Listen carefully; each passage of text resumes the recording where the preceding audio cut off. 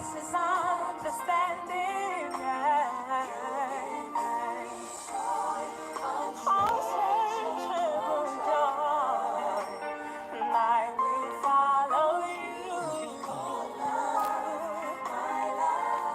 Yes, I will. Follow my life.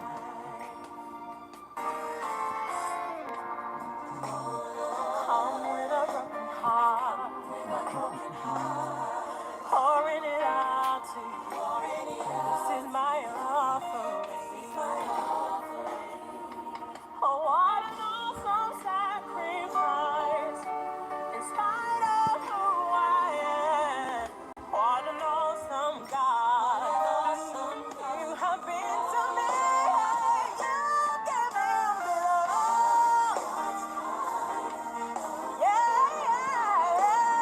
you've given me peace that passes understanding.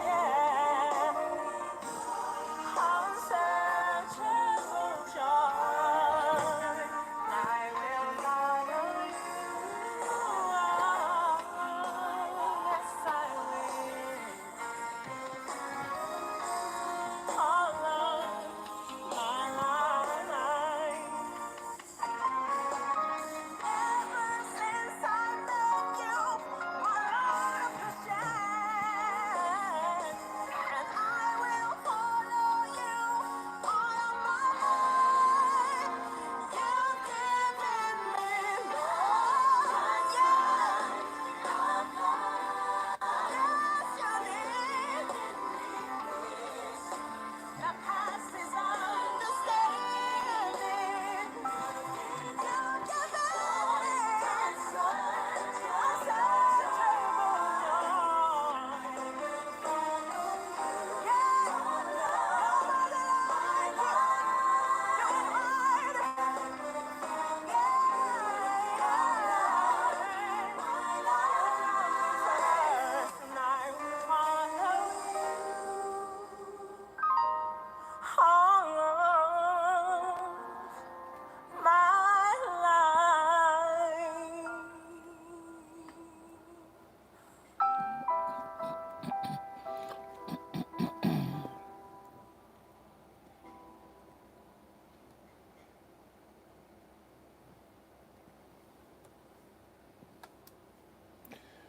Praise the Lord.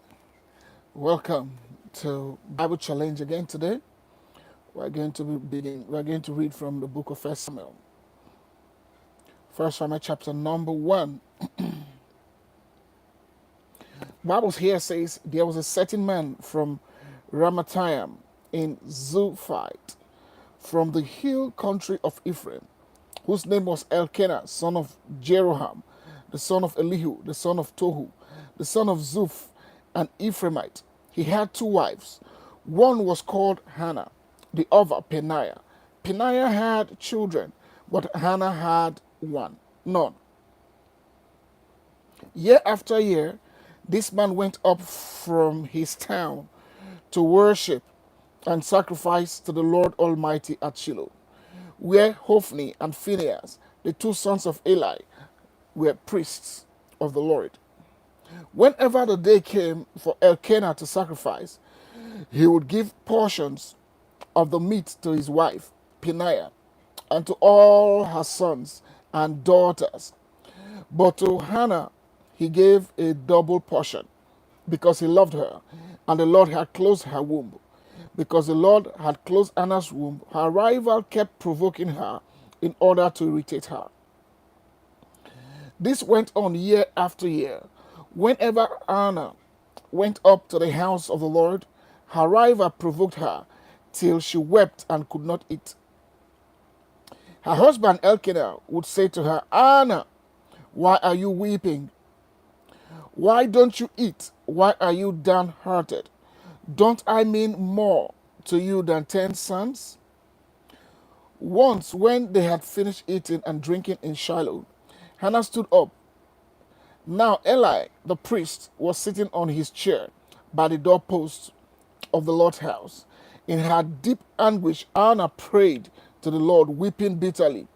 And she made a vow, saying, Lord Almighty, if you will only look on your servant's misery and remember me, and not forget your servant, but give her a son, then I will give him to the Lord for all the days of his life, and no razor will ever be used on his head. As she kept on praying to the Lord, Eli observed her mouth. Anna was praying in her heart, and her lips were moving, but her voice was not heard. Eli thought she was drunk and said to her, How long are you going to stay drunk? Put away your wine. Not so, my lord, Anna replied. I am a woman who is deeply troubled. I have not been drinking wine or beer.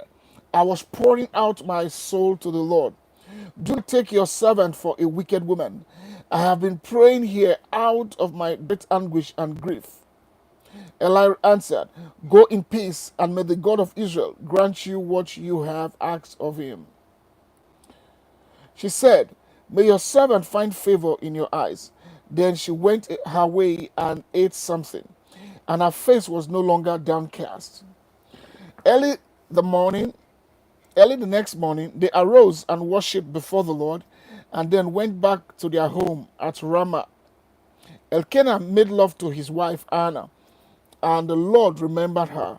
So in the course of time, Anna became pregnant and gave birth to a son. He named him Samuel, saying, Because I asked the Lord for him. When her husband Elkanah went up with all his family to offer the annual sacrifice to the Lord and to fulfill his vow, Anna did not go. She said to her husband, After the boy is weaned, I will take him and present him before the Lord, and he will live there always. Do what seems best to you, her husband Elkanah told her. Stay here until you have weaned him. Only may the Lord make good his word. So the woman stayed at home and nursed her son until she had weaned him. After he was weaned, she took the boy with her, young as he was, along with a 3-year-old bull, an ephah of flour, and a skin of wine, and brought him to the house of the Lord at Shiloh. When the bull had been sacrificed, they brought the boy to Eli and said to him, Pardon me, my lord, as surely as you live. I'm the woman who stood here beside you praying to the Lord. I prayed for this child, and the Lord has granted me what I asked of him. So now I give him to the Lord. For his whole life he will be given over to the Lord. And he worshipped the Lord there.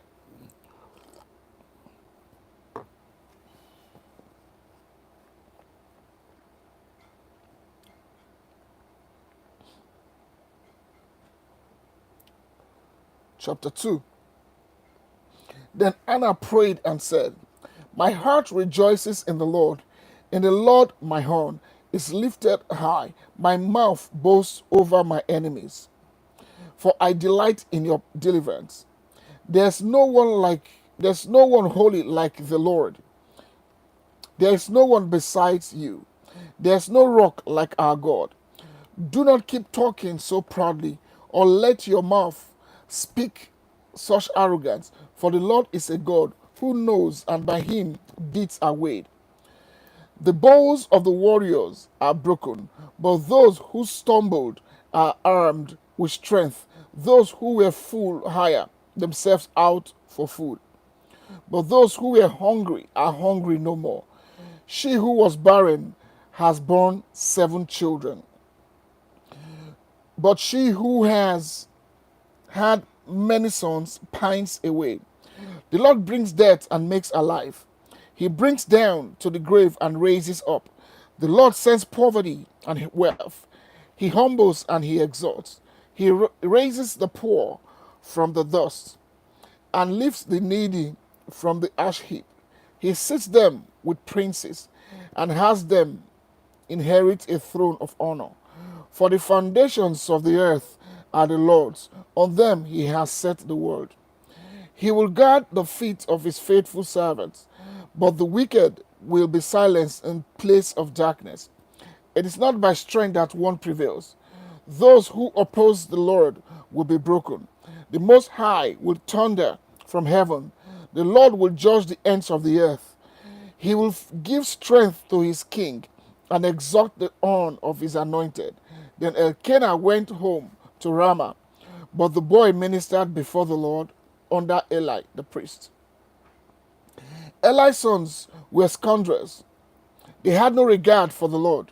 Now it was a practice of the priests that whenever any of the people offered sacrifice, the priest's servant would come with a three-pronged fork in his hand while the meat was being boiled, and would plunge the fork into the pan or kettle or cauldron or pot. Whatever the fork brought up, the priest would take for himself. This is how they treated all the Israelites who came to Shiloh. But even before the fat was burned, the priest servant would come and say to the person who was sacrificing, "Give the priest some meat to roast. He won't accept boiled meat from you, but only raw." If the person said to him, "Let the fat be burned first, and then take whatever you want," the servant would answer, "No, hand it over now. If you don't, I will take it by force." This sin of the young men was very great in the Lord's sight, for they were treating the Lord's offering with contempt. But Samuel was ministering before the Lord, a boy wearing a linen ephod. Each year his mother made him a little robe and took it to him when she went up with her husband to offer the annual sacrifice. Eli would bless Elkanah and his wife, saying, "May the Lord give your children by this woman, so that to take the place of the one you prayed for and gave to the Lord." Then they would go home. And the Lord was gracious to Anna. She gave birth to 3 sons and 2 daughters. Meanwhile, the boy Samuel grew up in the presence of the Lord. Now Eli, who was very old, heard about everything his sons were doing to all Israel, and how they slept with the women who slept at the entrance of the tent of meeting. So he said to them, "Why do you do such things? I hear from all the people about these wicked deeds of yours. No, my sons, the report I hear spreading among the Lord's people is not good. If one person sins against another, God may mediate for the offender. But if anyone sins against the Lord, who will intercede for them?" His sons, however, did not listen to their father's rebuke, for it was the Lord's will to put them to death. And the boy Samuel continued to grow in stature and in favor with the Lord and with people.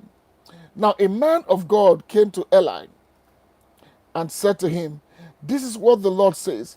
Did I not clearly reveal myself to your ancestors' family when they were in Egypt under Pharaoh? I chose your ancestor out of all the tribes of Israel to be my priest, to go up to my altar, to burn incense, and to wear an ephod in my presence. I also gave your ancestors' family all the food offerings presented by the Israelites. Why do you scorn my sacrifice, an offering that I prescribed for my dwelling? Why do you honor your sons more than me by fattening yourselves on the choice parts of every offering made by my people Israel?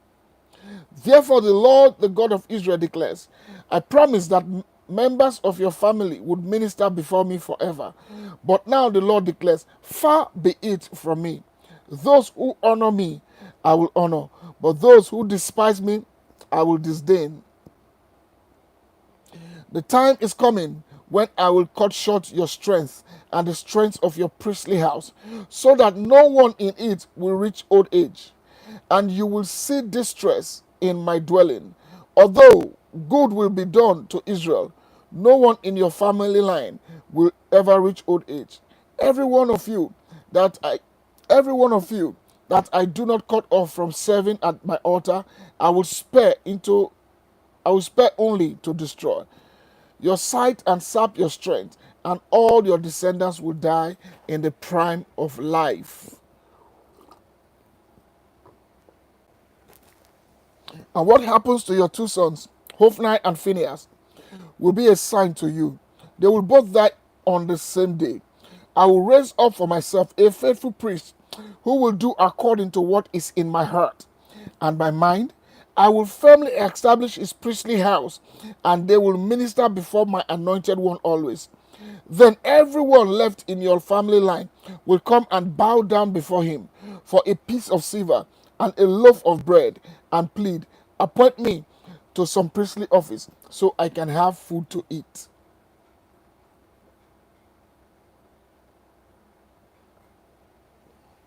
Chapter 3. The boy Samuel ministered before the Lord under Eli. In those days, the word of God was rare. There were no many visions. One night, Eli, whose eyes were becoming so weak that he could barely see, was lying down in his usual place. The lamp of God had not yet gone out, and Samuel was lying down in the house of the Lord where the ark of God was. Then the Lord called Samuel. Samuel answered, Here I am. And he ran to Eli and said, Here I am, you called me. And Eli said, I did not call. Go back and lie down. So he went and lay down. Again the Lord called, Samuel. And Samuel got up and went to Eli and said, Here I am, you called me. My son, Eli said, I did not call. Go back and lie down. Now Samuel did not yet know the Lord. The word of the Lord had not yet been revealed to him. A third time the Lord called, Samuel. And Samuel got up and went to Eli and said, Here I am, you called me. Did Eli realize that the Lord was calling the boy? So Eli told Samuel, Go and lie down. And if he calls you, say, Speak, Lord, for your servant is listening. So Samuel went and lay down in his place. The Lord came and stood there, calling as the other times, Samuel, Samuel. Then Samuel said, Speak, for your servant is listening. And the Lord said to Samuel, See, I am about to do something in Israel that will make the ears of everyone who hears about it tingle. At the time I will carry out against Eli everything I spoke against his family from beginning to the end. For I told him that I would judge his family forever because of the sin he knew. His sons blasphemed God and he failed to restrain them. Therefore, I swore to the house of Eli, the gift of Eli's house will never be atoned for by sacrifice or by offerings. Samuel lay down until morning and then opened the doors of the house of the Lord. He was afraid to tell Eli the vision, but Eli called him and said, Samuel, my son. Samuel answered, Here I am. What was it he said to you? Eli asked, Do not hide it from me. May God deal with you. May God deal with you, be it ever so severely, if you hide from me anything he told you. So Samuel told him everything, hiding nothing from him. Then Eli said, He is the Lord, let him do what is good in his eyes. The Lord was with Samuel as he grew up, and he let none of Samuel's word fall to the ground. And all of Israel, from Dan to Beersheba, recognized that Samuel was attested as a prophet of the Lord. The Lord continued to appear at Shiloh, and there he revealed himself to Samuel through his word.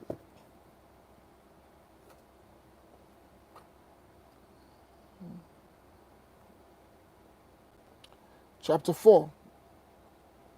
Now the Israelites went out to fight against the Philistines. The Israelites camped at Ebenezer, and the Philistines at Aphek. The Philistines deployed their forces to meet Israel, and as the battle spread, Israel was defeated by the Philistines, who killed about 4,000 of them on the battlefield. When the soldiers returned to the camp, the elders of Israel asked, Why did the Lord bring defeat on us today before the Philistines? Let us bring the ark of the Lord's covenant from Shiloh, so that he may go with us and save us from the hand of our enemies. So the people sent men to Shiloh, and they brought the ark, and they brought back the ark of the covenant of the Lord Almighty, who is enthroned between the cherubim. And Eli's two sons, Hophni and Phinehas, were there with the ark of the covenant of God. When the ark of the Lord's covenant came into the camp, all Israel raised such a great shout that the ground shook. Hearing the uproar, the Philistines asked, What is all this shouting in the Hebrew camp? When they learned that the ark of the Lord had come into the camp, The Philistines were afraid.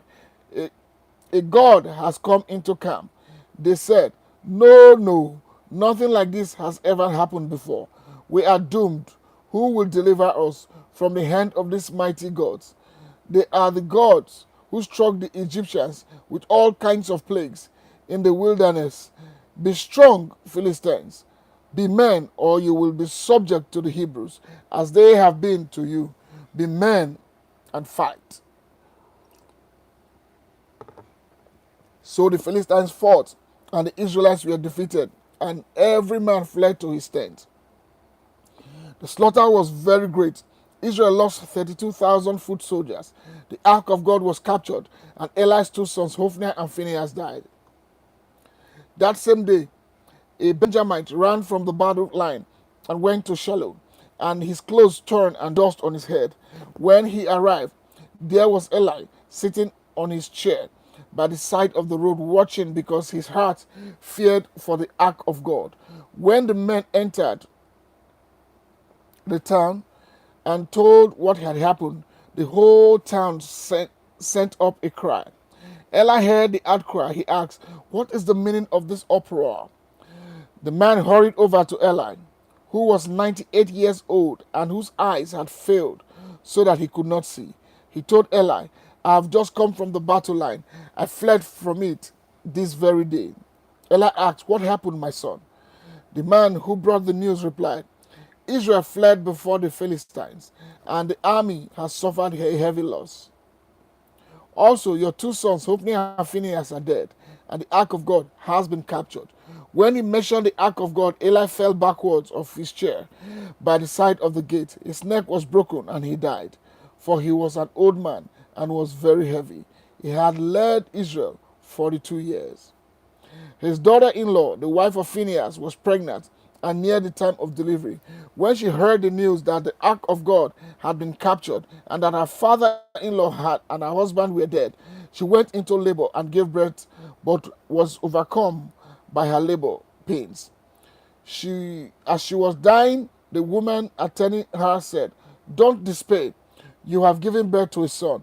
But she did not respond or pay any attention. She named the boy Ichabod, saying, the glory has departed from Israel because of the capture of the ark of God and the death of her father-in-law and her husband. She said, the glory has departed from Israel, for the ark of God has been captured.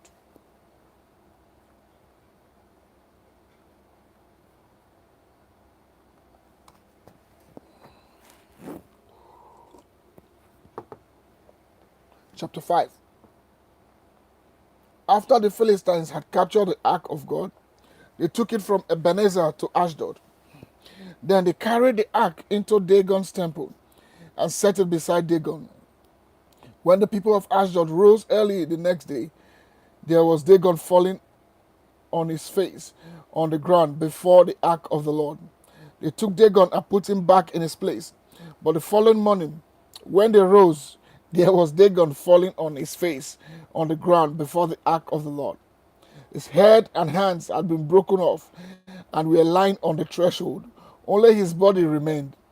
That is why to this day neither the priest of Dagon nor any others would enter Dagon's temple at Ashdod, step on the threshold.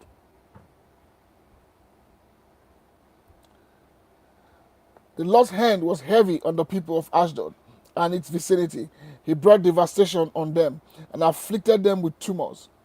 When the people of Ashdod saw what was happening, they said, the ark of God of Israel must not stay here with us anymore, because his hand is heavy on us and on Dagon our God. So they called together all the rulers of the Philistines and asked them, what shall we do with the ark of God of Israel? They answered, have the ark of God of Israel moved to Gath? So they moved the ark of God of Israel. But after they had moved it, the Lord's hand was against that city, throwing it into great panic. He afflicted the people of the city, both young and old, with an outbreak of tumors. So they sent the ark back to Ekron. As the ark of God was entering Ekron, the people of Ekron cried out, They have brought the ark of God of Israel around to us to kill us and our people.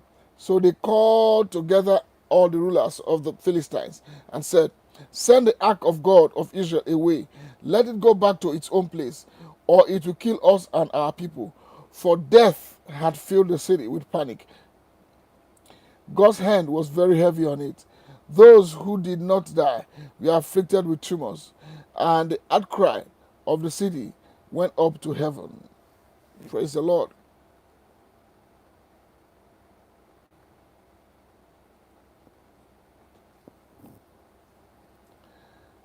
Chapter number 6. When the ark of the Lord had been given, when the ark of the Lord had been in Philistine territory 7 months, the Philistines called for the priests and the diviners and said, What shall we do with the ark of the Lord? Tell us how we should send it back to its place. They answered, If you return the ark of God of Israel, do not send it back to him without a gift. By all means, send a gift offering to him. Then you will be healed, and you will know why his hand has not been lifted from you.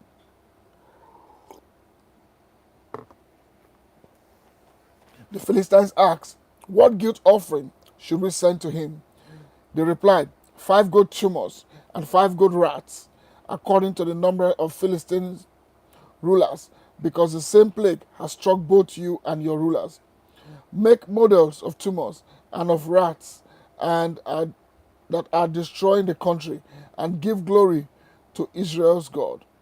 Perhaps he will lift his hand from you and your gods and your land. Why, why do you harden your hearts as the Egyptians and Pharaoh did? When Israel's God dealt harshly with them, did they not send the Israelites out so they could go on their way? Now then, get a new cart ready with 2 cows and have calved and have never been yoked. Hitch the cows to the cart, but take their calves away and pen them up. Take the ark of the Lord and put it on the cart, and in the chest beside it, put the gold objects you are sending back to him as a gift offering.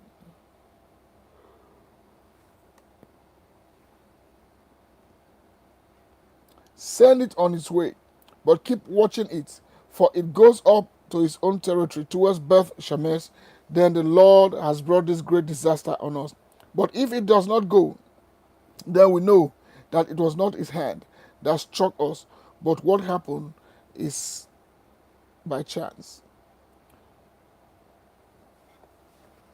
So they did this. They took 2 such cows and hitched them to the cart and penned up their calves. They placed the ark of the Lord on the cart, and along with it the chest containing the gold rats and the models of the tumors. Then the cows went straight up towards Beth Shemesh, keeping on the road and lowing all the way. They did not turn to the right or to the left.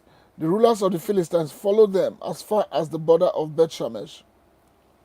Now the people of Beth Shemesh were harvesting their wheat in the valley, and when they looked up, they saw the ark. They rejoiced at the sight. The cart came to the field of Joshua of Beth Shemesh, and there it stopped beside a big rock. The people chopped up the wood. People chopped up the wood of the cart and sacrificed the cows as excuse me, as a burnt offering to the Lord. The Levites took down the ark of the Lord together with the chest containing the gold objects and placed them on the large rock. On that day, the people of Beth Shemesh offered burnt offerings and made sacrifices to the Lord. The 5 rulers of the Philistines saw all this and then returned that same day to Ekron. Excuse me. These are the gold tumors the Philistines sent as a guilt offering to the Lord, 1 each for Ashdod, Gaza, Ashkelon, Gath, and Ekron.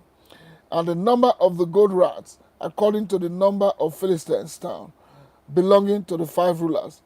The fortified towns with their country villages. The large rock on which the Levites set the ark on as a witness to this day is a witness to this day in the field of Joshua of Beth Shemesh. But God struck down some of the inhabitants of Beth Shemesh, putting 70 of them to death because they looked into the ark of the Lord. The people mourned because of the heavy blow the Lord had dealt them. And the people of Beth Shemesh asked, who can stand in the presence of the Lord, this holy God? To whom will the ark go up from here? Then they sent messengers to the people of Kiriath Jearim, saying, the Philistines have turned the ark of the Lord. Come down and take it up to your town.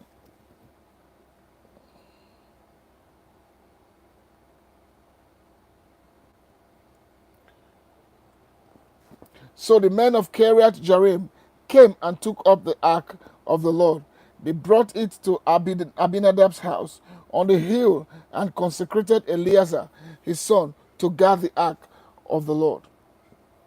The ark remained at Kiriath Jearim a long time, 20 years in all. Then all the people of Israel turned back to the Lord.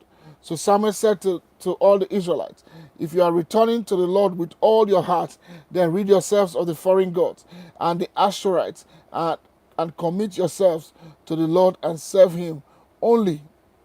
He will deliver you out of the hand of the Philistines. So the Israelites put away their Baal and Ashtoreth and served the Lord only.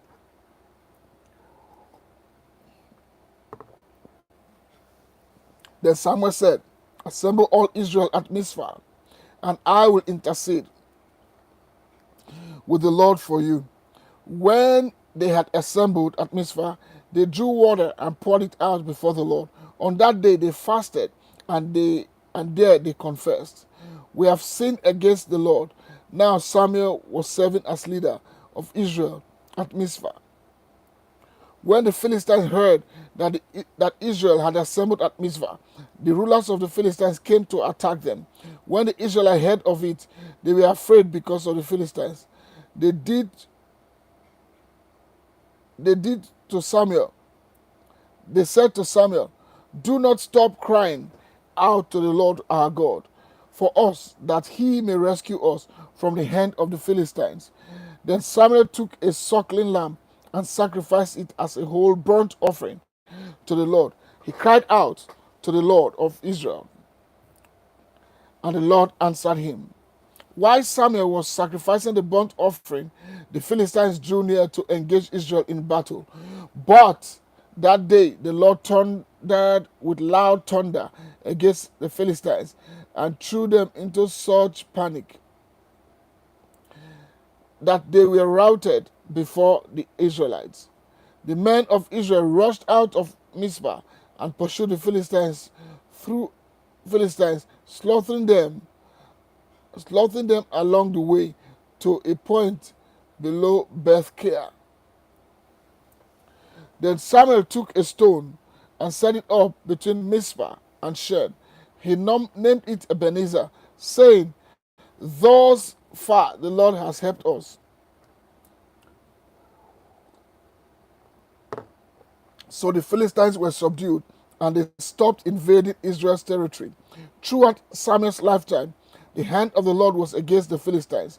The towns from Ekron to Gath that the Philistines had captured from Israel were restored to Israel, and Israel delivered the neighboring territory from the hands of the Philistines, and there was peace between Israel and the Amorites. Samuel continued as Israel's leader all the days of his life. From year to year, he went on a circuit from Bethel to Gilgal to Mizpah, judging Israel in all those places.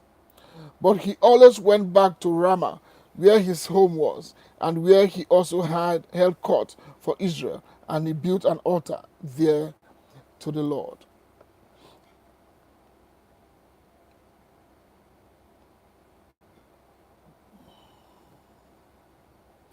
When Samuel grew old, He appointed his sons as Israel's leaders.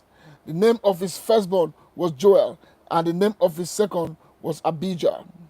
And they served at Beersheba. But his sons did not follow his ways. They turned aside and after dishonest gain, and accepted bribes and perverted justice.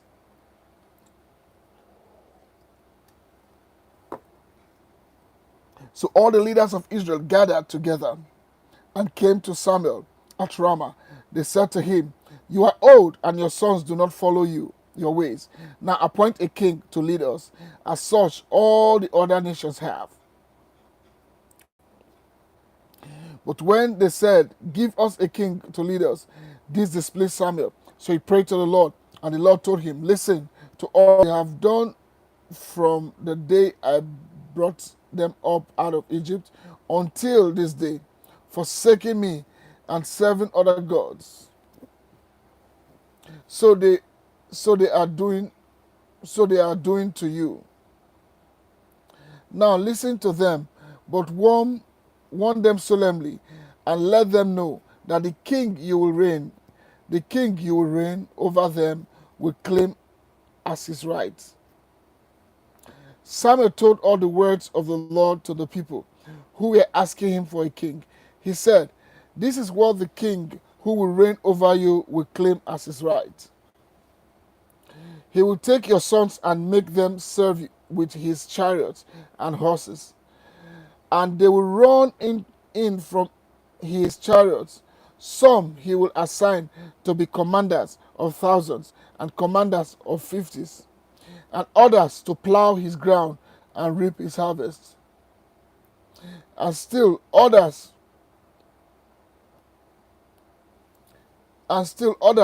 to make weapons of war and equipment for his chariots. He will take your daughters to be perfumers and cooks and bakers. He will take the best of your fields and vineyards and olive groves and give them to his attendants. He will take a tenth of your grain and of your vintage and give it to his officials and attendants, your male and female servants, and the best of your cattle and donkeys he will take for his own use. He will take another He will take a tenth of your flocks, and you yourselves will become his slaves. When that day comes, you will cry out for relief from the king you have chosen, but the Lord will not answer in that day." But the people refused to listen to Samuel. "No," they said, "we want a king over us. Then we will be like all other nations, with a king to lead us and to go out before us and fight our battles."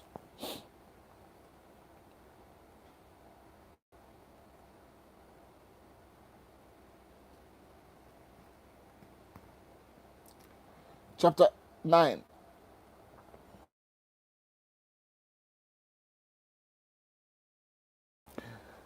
There was a Benjamite, a man of standing, whose name was Kish,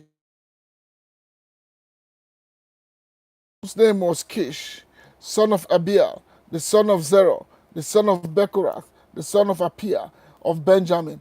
Kish had a son named Saul, as handsome a young man as could be found anywhere in Israel, and he was head taller than anyone else. Now the donkeys belonging to Saul's father Kish was lost, and Kish said to his son Saul, "Take one of the servants with you and go and look for the donkeys." So he passed through the hill country of Ephraim and through the area around Shealisha, but they did not find them. They went on into the district of Shalim, but the donkeys were not there. Then he passed through the territory of Benjamin, but they did not find them. When they reached the district of Zuph, Saul said to the servant who was with him, "Come, let's go back, or my father will stop thinking about the donkeys and start worrying about us." But the servant replied, "Look, in this town there's a man of God. He's highly respected, and everything he says comes true. Let's go there now. Perhaps he will tell us what way to take. Saul said to his servant, if we go, what can we give the man? The food in our sacks is gone, but we have no gift to take to the man of God. What do we have? The servant answered him again. Look, he said, I have a quarter of a shekel of silver. I will give it to the man of God, so that he will tell us what way to take. Formerly in Israel, if someone went to inquire of God, they would say, come, let us go to the seer, because the prophet of today used to be called a seer. Good, Saul said to his servant, come, let's go. So they set out of the town where the man of God was. As they were going up the hill to the town, they met some young women coming out to draw water, and they asked, is the seer here? He is, they answered. He is ahead of you.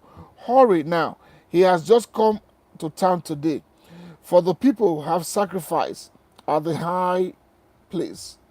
As soon as you enter the town, you will find him there. He goes up to the high place to eat. The people will not begin eating until he comes, because he must bless the sacrifice. Afterwards, those who are invited will eat. Go up now. You would find him about this time.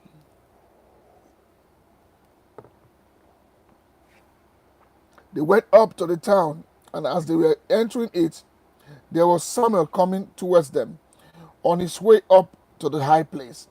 Now, the day before Saul came, the Lord had revealed this to Samuel. About this time tomorrow, I will send you a man from the land of Benjamin, anoint him ruler over my people Israel. He will deliver them from the hand of the Philistines. I have looked on my people, for their cry has reached me. When Samuel caught the sight of Saul, the Lord said to him, this is the man I spoke to you about. He will govern my people. Saul approached Samuel in the gateway and asked, would you please tell me where the seer's house is? I am the seer, Samuel replied. Go up ahead of me to the high place, for today you are to eat with me, and in the morning I will send you on your way, and will tell you all that is in your heart.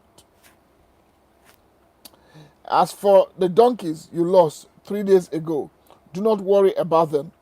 They have been found. And to whom is all the desire of Israel turned, if not to you and to your family line? Saul answered, but I am not a Benjamite from the smallest tribe. Am I not a Benjamite from the smallest tribe of Israel? And is not my clan the least of all the clans of the tribe of Benjamin? Why do you say such things to me? Then Samuel brought Saul and his servant into the hall and seated them at the head of those who were invited, about 30 in number. Samuel said to the cook, bring the piece of meat I gave you, the one I told you to lay aside. So the cook took up the thigh with what was on it and set it in front of Saul. Samuel said, here is what has been kept for you. Eat, because it was set aside for you for this occasion. From the time I said I have invited guests, Samuel and Saul dined with me. After they came down from the high place to the town, Samuel talked with Saul on the roof of his house. They rose about daybreak, but Samuel called to Saul on the roof, get ready, and I will send you on your way. Then Saul got ready. He and Samuel went outside together. As they were going down to the edge of the town, Samuel said to Saul, tell the servants to go on ahead of us. And the servant did so. But you stay here for a while, so that I may give you a message from God.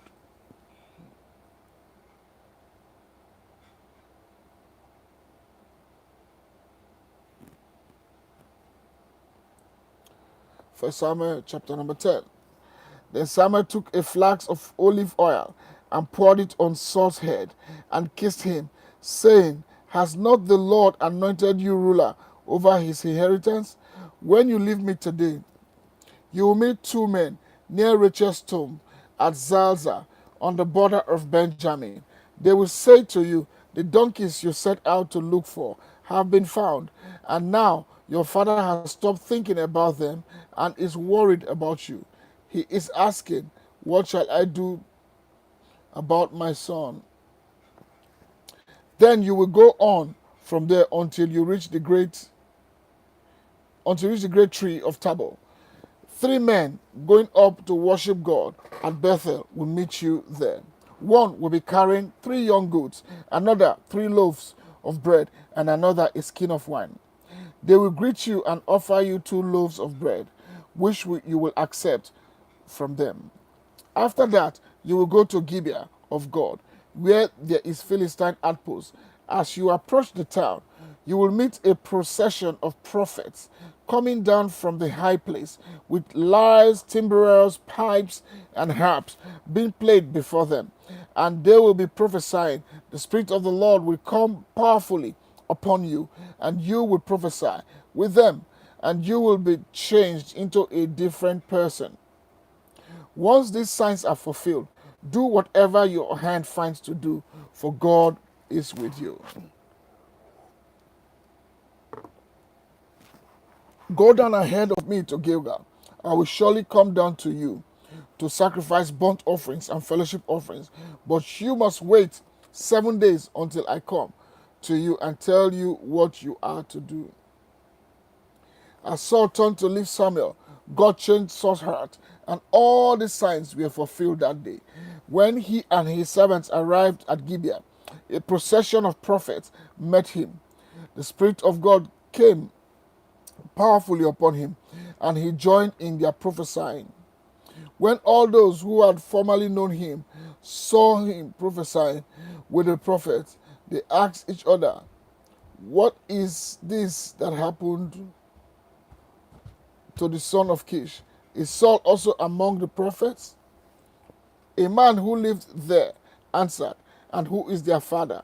So it became a saying, Is Saul also among the prophets? After Saul stopped prophesying, he went to the high place.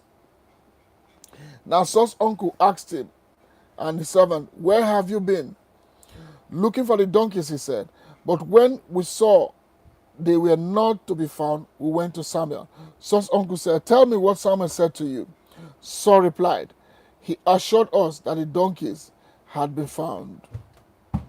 But he did not tell his uncle what Samuel had said about the kingship. Samuel summoned the people of Israel to the Lord at Mizpah and said to them, This is what the Lord, the God of Israel, is saying.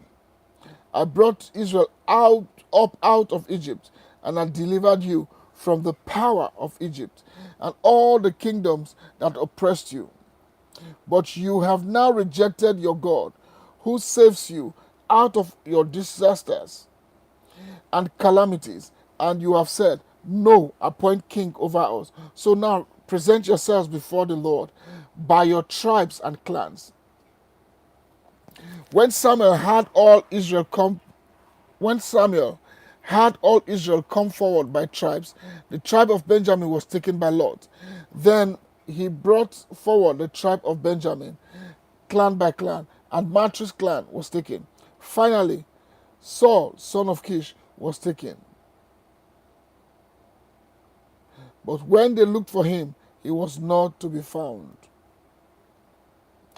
So they inquired further of the Lord, Has this man come here yet? And the Lord said, Yes, he has hidden himself among the supplies.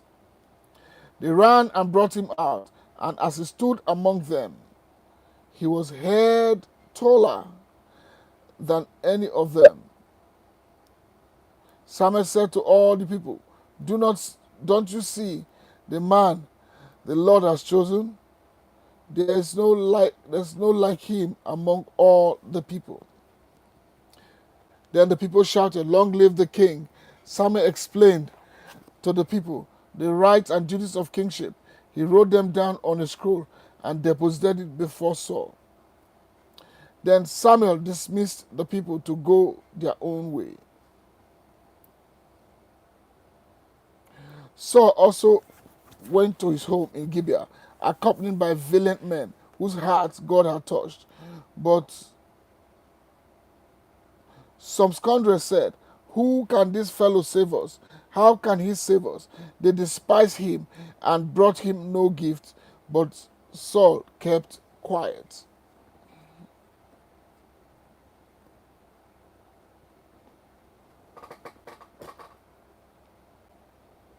Chapter 11.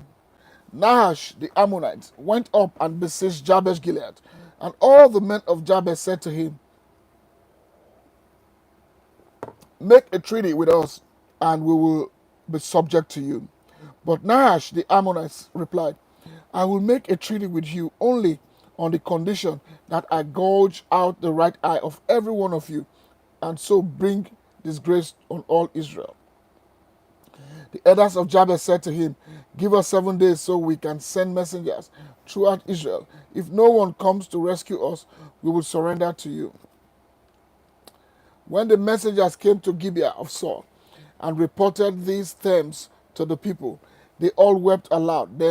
Just then Saul was returning from the fields behind his oxen, and he asked, "What is wrong with everyone? Why are they weeping?" Then they repeated to him what the man of Jabesh had said. When Saul heard those words, the Spirit of God came powerfully upon him, and he burned with anger. He took a pair of oxen, cut them into pieces, and sent the pieces by messengers throughout Israel, proclaiming, "This is what will be done to the oxen of anyone who does not follow Saul and Samuel." Then the terror of the Lord fell on the people, and they came out as one. Then Saul mustered them at Bezek. The men of Israel numbered 3,000, and those of Judah 30,000. They told the messengers who had come, "Say to the men of Jabesh, by the time the sun is hot tomorrow, you will be rescued." When the messengers went and reported this to the men of Jabesh, they were elated. They said to the Ammonites, "Tomorrow we will surrender to you, and you can do us whatever you like." The next day Saul separated his men into 3 divisions. During the last watch of the night, they broke into the camp of the Ammonites. They slaughtered them until the heat of the day. Those who survived were scattered so that no two of them were left together. The people then said to Samuel, "Who was it that asked, 'Shall Saul reign over us?' Turn these men over to us, so that we may put them to death." But Saul said, "No, no one will be put to death today, for this day the Lord has rescued us." Then Samuel said to the people, "Come, let us go to Gilgal, and there renew the kingship." So all the people went to Gilgal and made Saul the king in the presence of the Lord.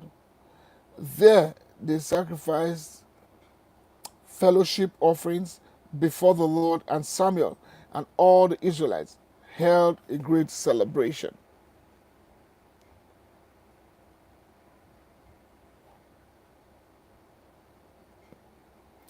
Chapter 12.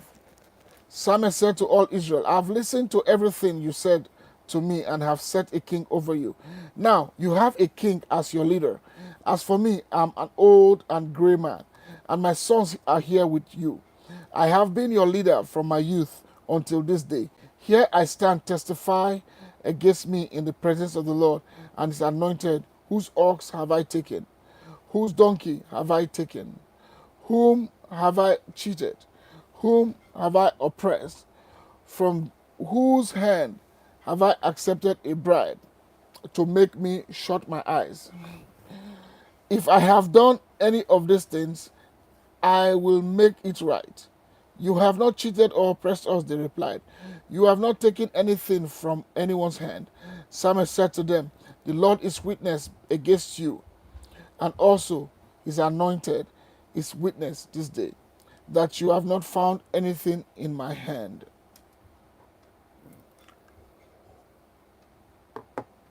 Then Samuel said to the people, it is the Lord who appointed Moses and Aaron and brought your ancestors up out of Egypt.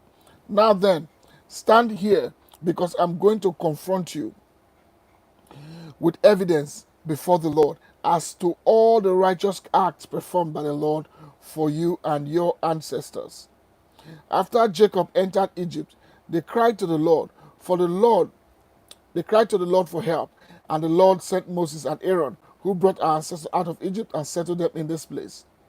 But they forgot the Lord, their God, so he sold them into the hand of Sisera, the commander of the army of Hazor, and into the hands of the Philistines and the king of Moab, who fought against them.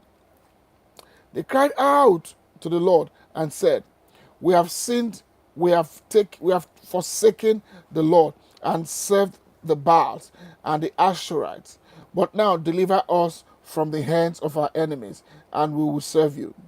Then the Lord sent Jerubbaal, Barak, Jephthah, and Samuel, and he delivered you from the hands of your enemies all round you, so that you lived in safety.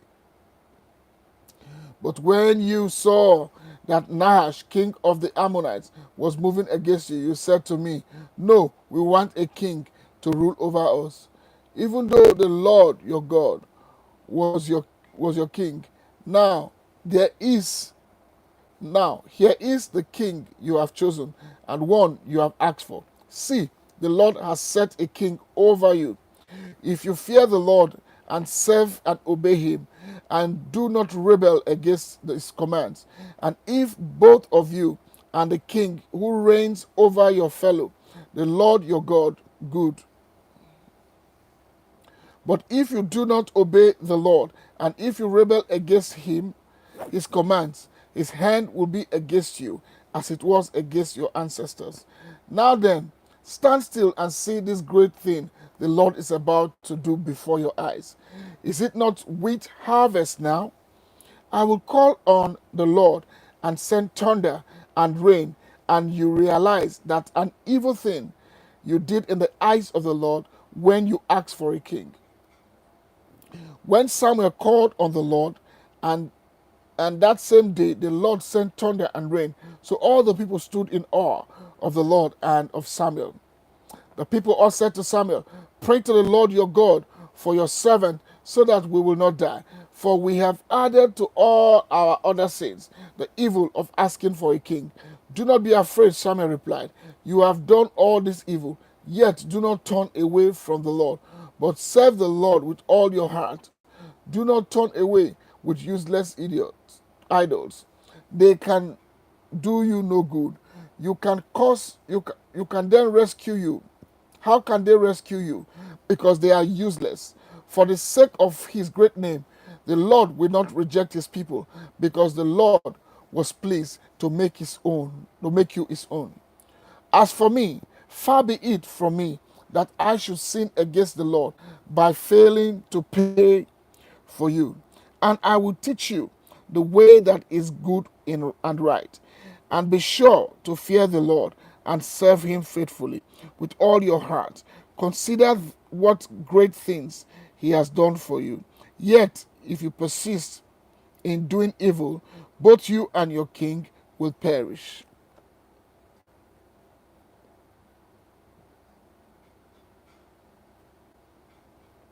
Chapter 13. Saul was 30 years old when he became king, and he reigned over Israel 42 years. Saul chose 3,000 men from Israel. 2,000 were with him at Michmash and in the hill country of Bethel, and 1,000 were with Jonathan at Gibeah in Benjamin. The rest of the men he sent back to their homes. Jonathan attacked the Philistines' outpost at Geba, and the Philistines heard about it.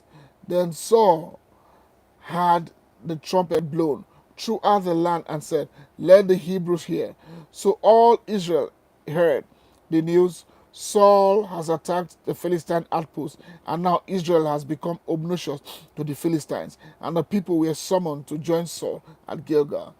The Philistines assembled to fight Israel with 3,000 chariots, 6,000 charioteers, and soldiers as numerous as the sand on the seashore.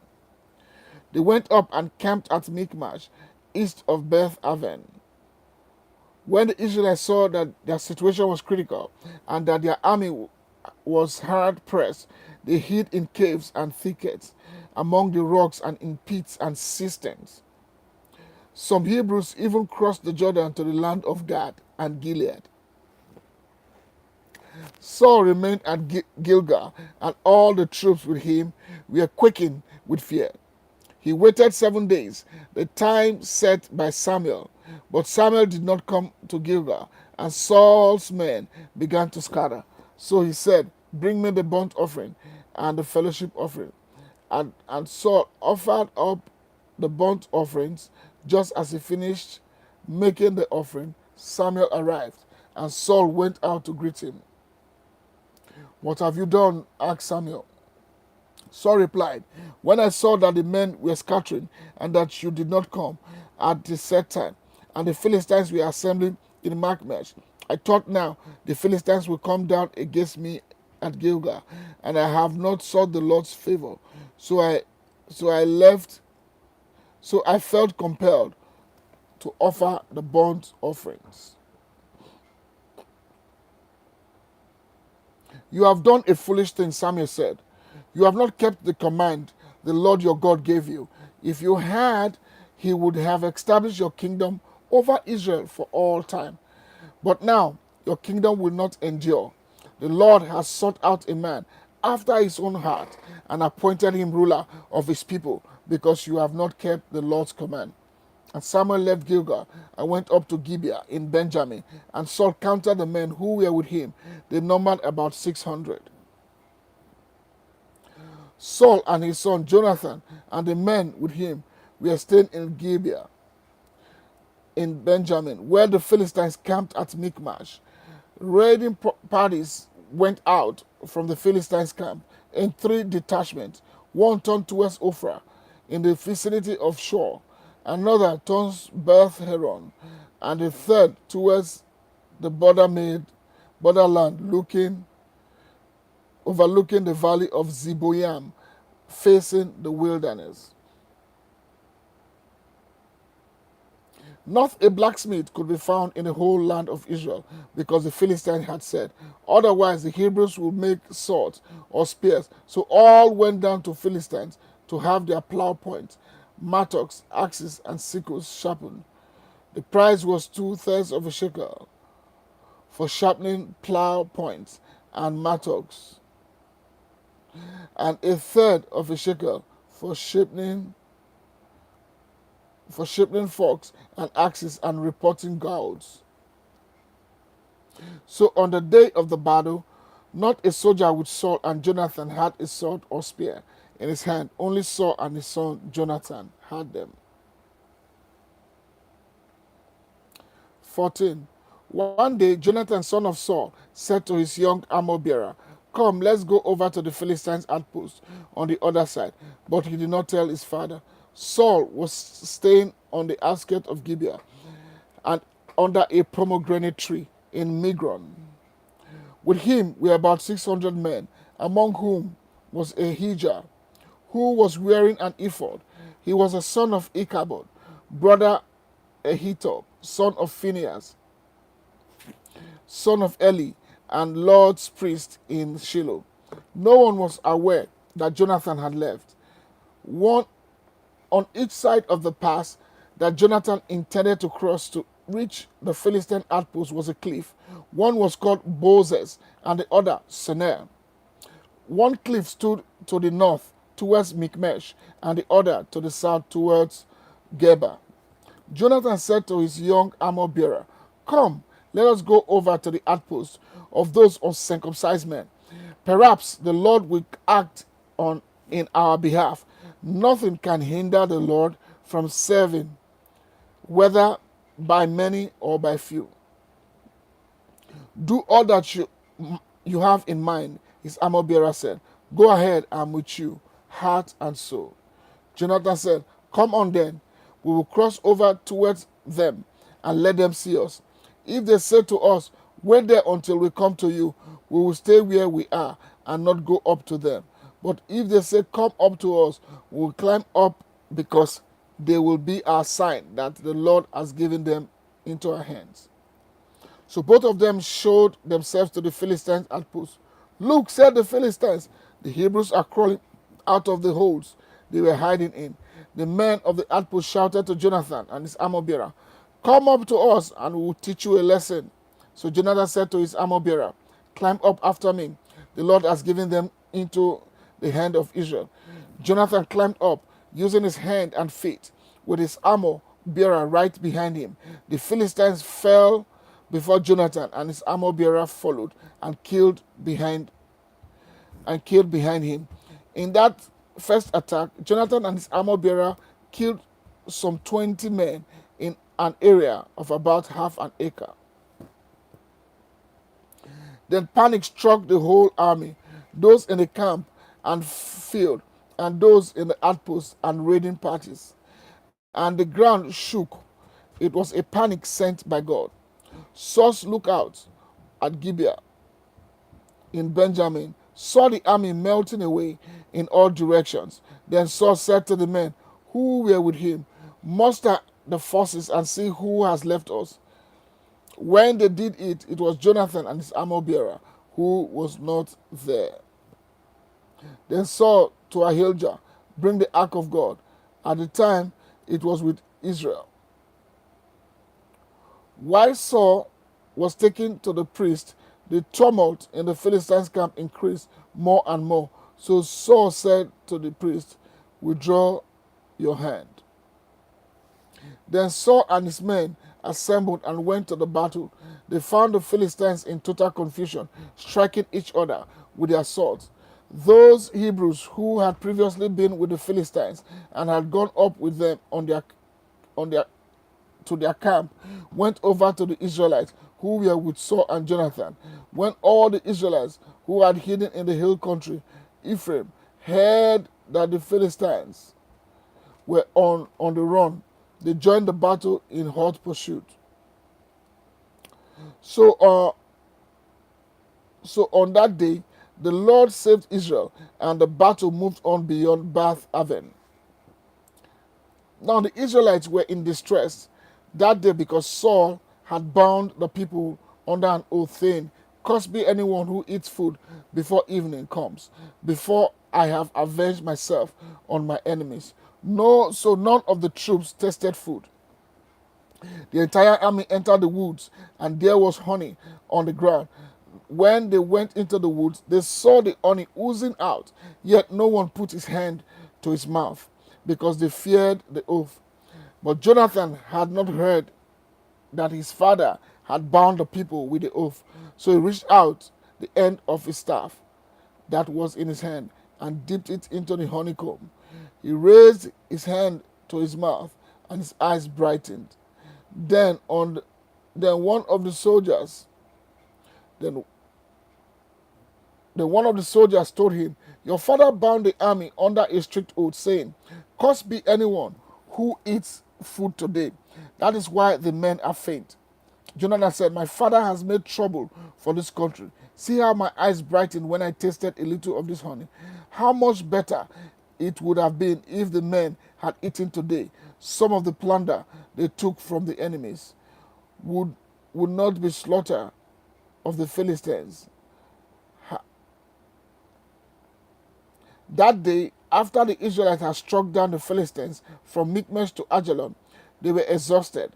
They pounced on the plunder and taking sheep, cattle, calves, and butchered them on the ground and ate them, together with the blood. That someone said to Saul, "Look, the men are sinning against the Lord by eating meat that has blood in it."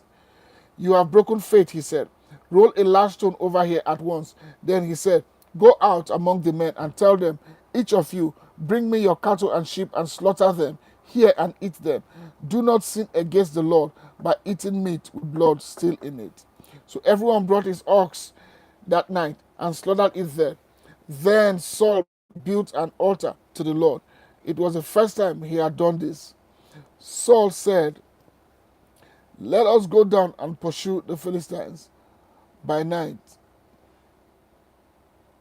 and plunder them till dawn, and let us not leave one of them alive. Do whatever seems best for you," they replied. But the priest said, "Let us inquire of God here." So Saul asked God, "Shall I go down and pursue the Philistines? Will you give them into Israel's hand?" But God did not answer him that day. Saul therefore said, "Come here, all you who are leaders of the army. Let us find out what sin has been committed today. As surely as the Lord who rescues Israel lives, even if the guilt lies with my son Jonathan, he must die." But no one said a word. Saul then said to all the Israelites, "You stand over here. I and Jonathan, my son, will stand over here. Do what seems best for you," they replied. Then Saul prayed to the Lord and the God of Israel, "Why have you not answered your servant today? If the fault is in me or my son Jonathan, respond with the Urim. But if the men of Israel are at fault, respond with the Tumim." Jonathan and Saul were taken by lot, and the men were cleared. Saul said, "Cast the lot between me and Jonathan, my son." And Jonathan was taken. Then Saul said to Jonathan, "Tell me what you have done." So Jonathan told him, "I tasted a little honey from the end with the end of my staff, and now I must die." Saul said, "May God deal with me, be it ever so severely, if you do not die, Jonathan." But the men said to Saul, "Should Jonathan die, he who has brought about this great deliverance in Israel? Never, as surely as the Lord lives, not a hair of his head will fall to the ground, for he did this today with God's help." So the men rescued Jonathan and was not put to death. Then Saul stopped pursuing the Philistines, and they withdrew to their own land. After Saul had assumed rule over Israel, he fought against their enemies on every side: Moab, the Ammonites, Edom, the king of the Zobah, and the Philistines. Wherever he turned, he inflicted punishment on them. He fought valiantly and defeated the Amalekites, delivering Israel from the hands of those who had plundered them. Saul's son were Jonathan, Ishvi, and Milcah. The name of his older daughter was Merab, and that of the younger was Michal. His wife's name was Ahinoam, daughter of Ahimaaz. The name of the commander of Saul's army was Abner, son of Ner, and Ner was Saul's uncle. Saul's father, Kish, and Abner's father were sons to Abiel. All the days of Saul there was bitter war with Philistines, and whenever Saul a mighty or brave man, he took him into his service.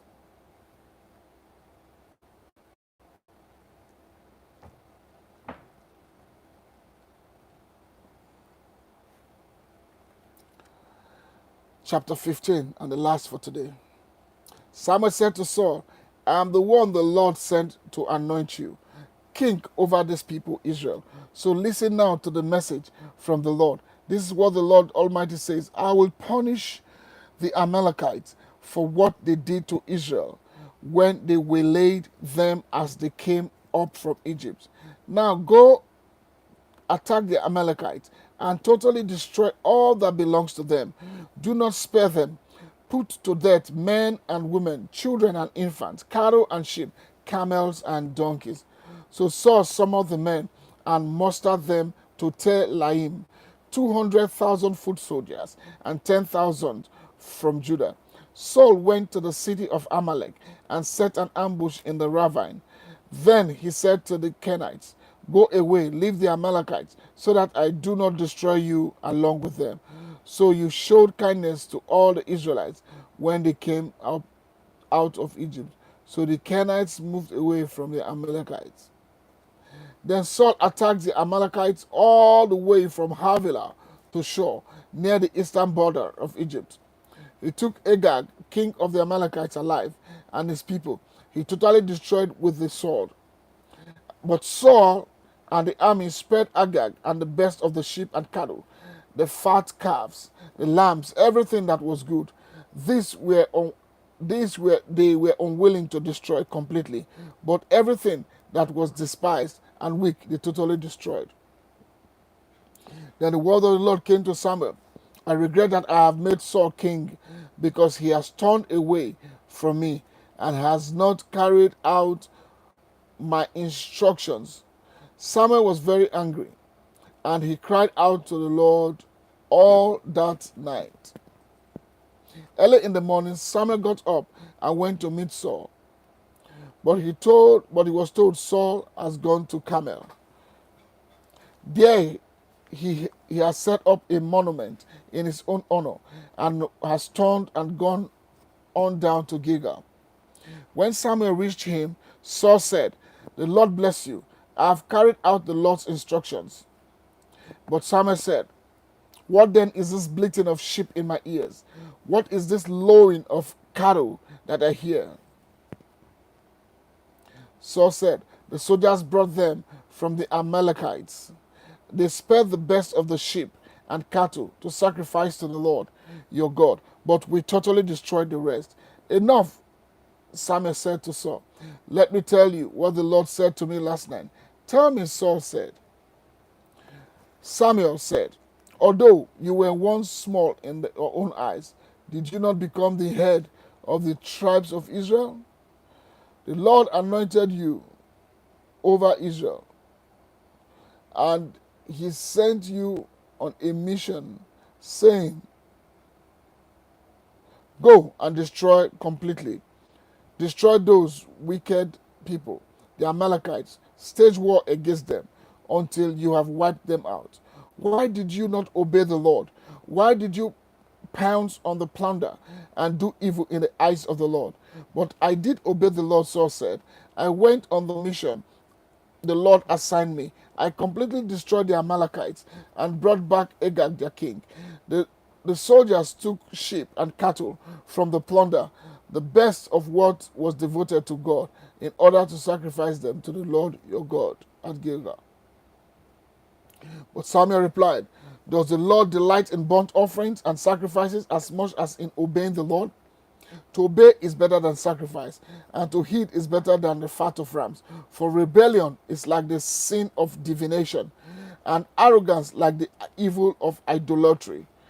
Because you have rejected the word of the Lord, he has rejected you as king." Then Saul said to Samuel, "I have sinned. I violated the Lord's command and your instructions. I was afraid of the men, and so I gave in to them. Now I beg you, forgive my sin and come back with me, so that I may worship the Lord." But Samuel said to him, "I will not go back with you. You have rejected the word of the Lord, and the Lord has rejected you as king over Israel."